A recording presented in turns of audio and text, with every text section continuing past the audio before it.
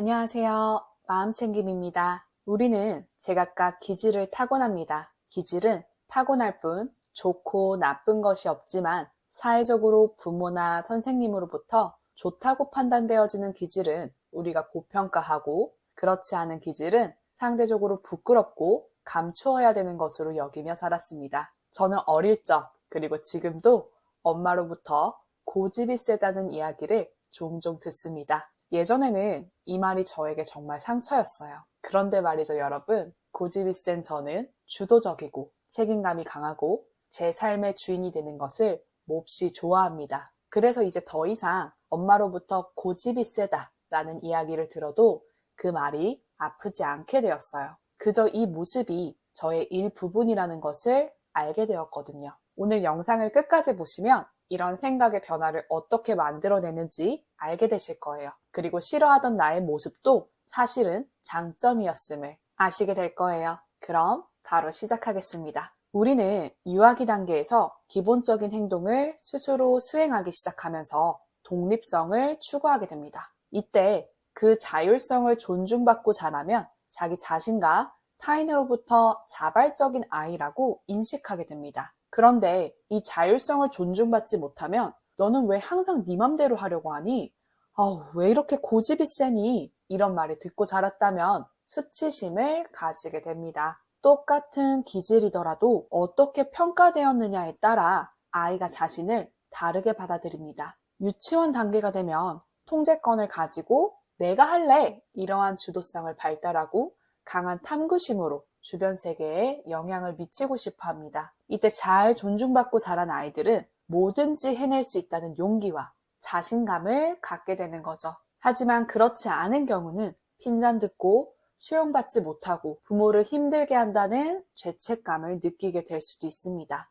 이러한 부모님과의 애착관계를 다루는 주제가 불편하신 분들도 있다는 것을 압니다. 나는 이미 다 큰 성인인데 이러한 부모와의 애착관계 주제가 나오면 과거의 자신을 불쌍히 여기거나 좋은 부모를 가지지 못했던 과거 상황을 슬퍼하는 경우가 발생할 수도 있습니다. 하지만 여러분, 오늘 영상은 부모를 탓하거나 자신을 불쌍하게 여기기 위한 것이 아닙니다. 내가 아픈 과거와 치유해야 할 기억이나 제한적인 믿음이 있다면 지금이라도 우리는 바꿀 수 있습니다. 내가 듣고 싶은 말들로 나의 신념들을 고쳐나갈 수 있습니다. 과거에 내가 어땠든지 간에 지금의 내가 나에게 어떤 말을 하는지가 가장 중요하니까요. 바로 제가 나는 고집이 센 게 아니라 주도적인 사람이었구나 하고 깨달았던 것처럼 말이죠. 그리고 사실 이런 면은 제가 엄마를 많이 닮았어요. 지금부터 많은 예시들을 통해 그동안 내가 믿어왔던 신념들이 진실인지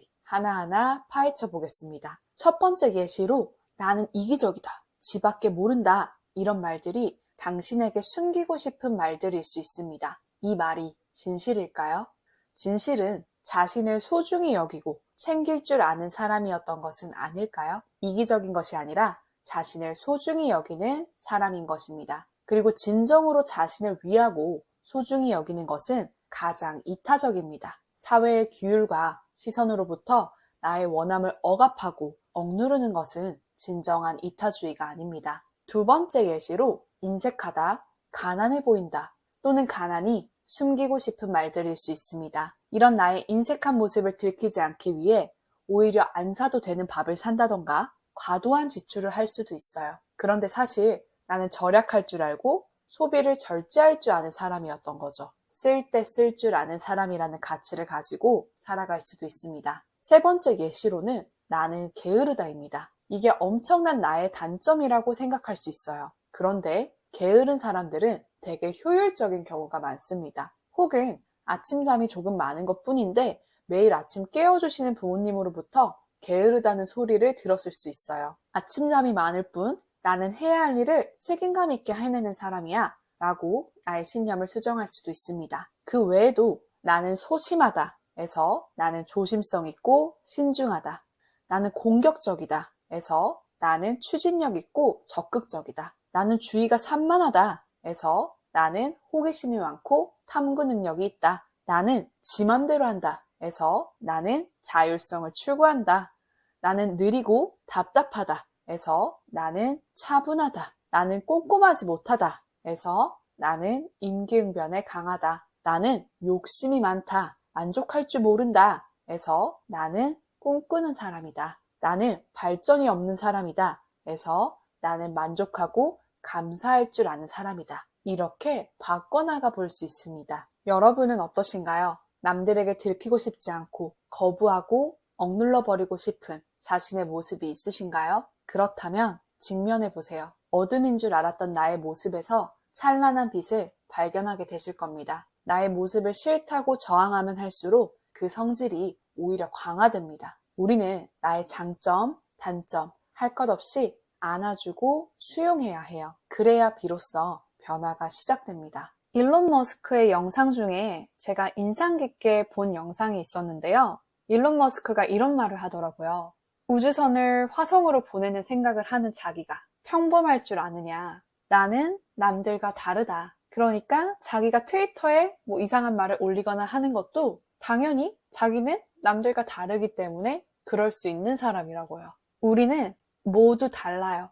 우리가 장점이다, 단점이다 판단하고 옳고 그름을 따질 뿐 세상의 어떤 모습도 옳고 그른 것은 없습니다. 나의 단점 안에 장점이 있어요. 그리고 우리는 그 모든 것을 수용할 때 단점 같았던 모습도 다듬어 갈 수 있어요. 우리의 모든 특성은 완전합니다. 그것에 대한 평가로 인해 주어진 환경에 의해 내가 인정해준 기질과 미워한 기질만 있을 뿐이에요. 우리의 모든 기질은 존재하는 이유가 있습니다. 단점처럼 보이는 나의 기질을 인정하고 알아주고 충분히 괜찮다고 말해주세요.